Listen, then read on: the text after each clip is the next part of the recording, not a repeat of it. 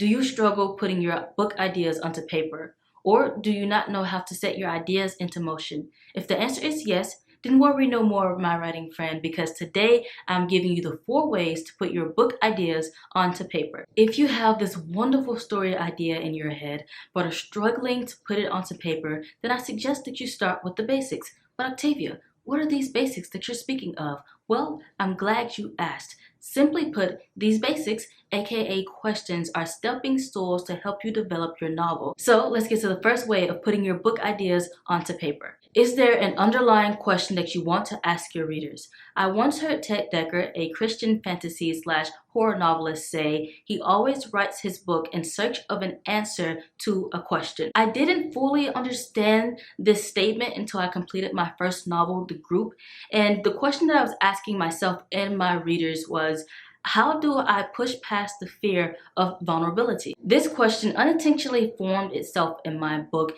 It was more of a subconscious thing than anything else really, but despite how it came about, it is actually one of the themes in my book and one of the purposes for me writing my book. Throughout me writing my book, The Group, I held on to this question and I used it to develop my characters and my plot. So whenever you're struggling to put your book ideas onto paper, think about any questions that you may have in regards to life, society, or yourself that you and your readers can benefit from receiving. Doing this will help break down your purpose for writing your novel and make your book ideas more concise. The second way to put your book ideas onto paper is asking, what kind of audience are you trying to reach? In general, it is best to know the audience you're trying to reach because it can have a bigger impact on your readers. So, who are you writing for? Is it middle schoolers, college students, readers who want a good mystery, middle-aged women who love romance, sci-fi fanatics, or are they college students who love a good catch-me-if-you-can crime novel? You never want to underestimate the power of knowing your readers. This directs you to writing the right words that will attract and entertain your readers. If you're having a hard time figuring out who you are writing for, take out a piece of paper and write down your ideal reader who will read your book. Not a famous person like Oprah, but an everyday goer to Books A Million reader. And more than likely, that is the kind of person you'll be writing for. The third way to put your book ideas onto paper is figuring out, what do you want your readers to take away after they finish reading your book? Now, answering this question can be helpful in a lot of ways, but in 2 ways in particular. Number 1, finding out the tone of your book.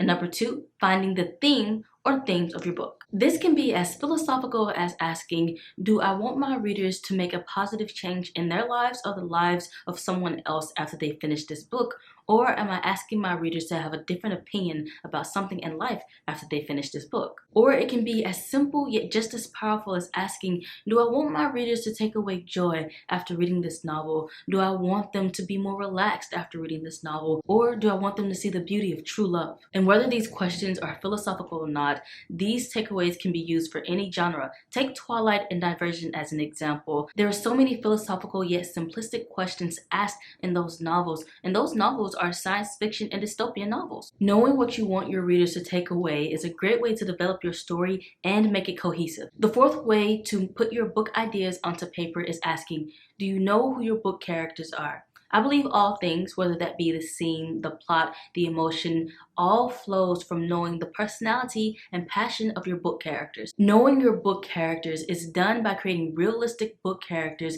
that push the plot forward, not hinder it. Drab and stale book characters create a drab and stale novel, and no one wants that. If you need help creating realistic book characters, then head on over to my website at octaviadmason.com and join my newsletter for a free guide on creating realistic book characters. This guide will help you discover your book characters' personalities and passions, the 2 things that you need to create realistic book characters your readers will love. Let's get to our practical writing tip for today. It's simple, it's sweet, it's short. It goes as this. The words will come, the story will flow. All you've got to do is let everything else go. You didn't know I was a poet, did you? No, seriously, I'm a poet. All book promotion aside, honestly, the only thing keeping those book ideas inside that beautiful head of yours is doubt. So forget about how someone else wrote their novel, made their big break, or forget about what someone else says you can or can't do. You, my writer, have a story to tell, so don't let anything or anyone stop you from writing it. Hey lovely people, I hope you enjoyed this video on 4 ways to put your book ideas onto paper. If you found this video helpful, be sure to check out my practical writing tips playlist right here on this channel. As always, if you love this video, be sure to give it a thumbs up and subscribe. And if you want more content just like this, be sure to check out all my other practical writing tips videos right here on this channel. And don't forget to hit that notification bell for more content just like this. And again, head on over to my website at octaviadmason.com and join my newsletter for a free guide on creating realistic book characters. I'm Octavia D. Mason, giving you the best practical writing tips, resources to build a strong novel, and confidence to write your story. See you in the next video. Peace. I once heard Ted Dekker.